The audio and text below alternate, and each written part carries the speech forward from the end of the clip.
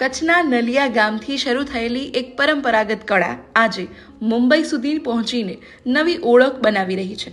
કનૈયાલાલ ભદ્રા નામના યુવા કલાકાર વાયર આર્ટ જેવી અનોખી કળા દ્વારા સામાન્ય વાયરને આકર્ષક રીતે વાળીને તેમાંથી સુંદર પીસ તૈયાર કરે છે. જાણીએ.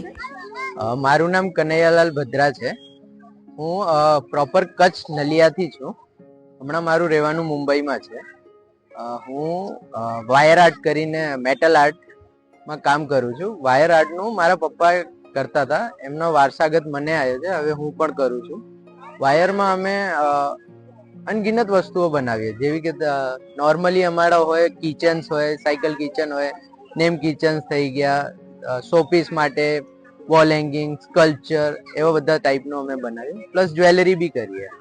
વાયર આર્ટની ખાસિયત એટલે આનું તમે પહેલા જમાનામાં આપણે વાત કરીએ તો રાજા હતા, સૈનિકો હતા, એ લોકો પોતાની ક્લોથ્સમાં યુઝ કરતા હતા સંઘર બનાવીને, કે તલવારથી આથી ઘાવ ના લાગે એ લોકોને. હવે આજકાલ નવો જમાનો આવી ગયો છે, નવી ટેકનોલોજી આવી ગઈ છે, તો અમે એ પ્રમાણે એનામાં એડવાન્સ કરીને કિચન્સ છે, શોપીસ છે, એવું બધું બનાવીને, મતલબ તમે આ મેટલમાં કેવું છે, મેટલ ખરાબ થાય નહીં.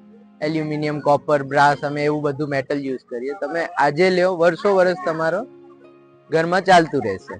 ઓકે, આની કિંમતની વાત કરીએ તો ક્યાંથી શરૂ થાય છે અને ક્યાં સુધી અપ ટુ ક્યાં સુધી મળી રહેતા હોય છે? મારી નોર્મલ કિંમત 25 રૂપીસથી આલ્ફાબેટ કિચન અમે બનાવીએ, ને અપ ટુ પછી જેવી કસ્ટમરની ડિમાન્ડ એ પ્રમાણે પ્રાઇસિંગ જાય.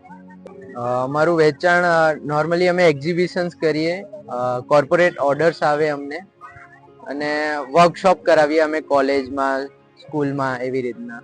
ત્યાં સુધી મેં ગુજરાતમાં આપણે જોવા જઈએ તો ગાંધીનગરમાં, અમદાવાદ, સુરત, વડોદરા, કચ્છ, આપણા વડનગરમાં, અને આઉટ ઓફ ગુજરાત જોવા જઈએ તો મુંબઈ, દિલ્હી, બેંગ્લોર, ચેન્નઈ, કોલકાતા, સાઉથમાં, મતલબ ઓલમોસ્ટ મેં ઇન્ડિયા કવર કરી જ લીધો છે. ઓકે, તમે કેટલા વર્ષના છો અને કેટલા સમયથી આ કામ કરો છો? હું 29 વર્ષનો છું ને મને અરાઉન્ડ 25 યર્સ થઈ ગયા હશે આ કામ કરતા કરતા.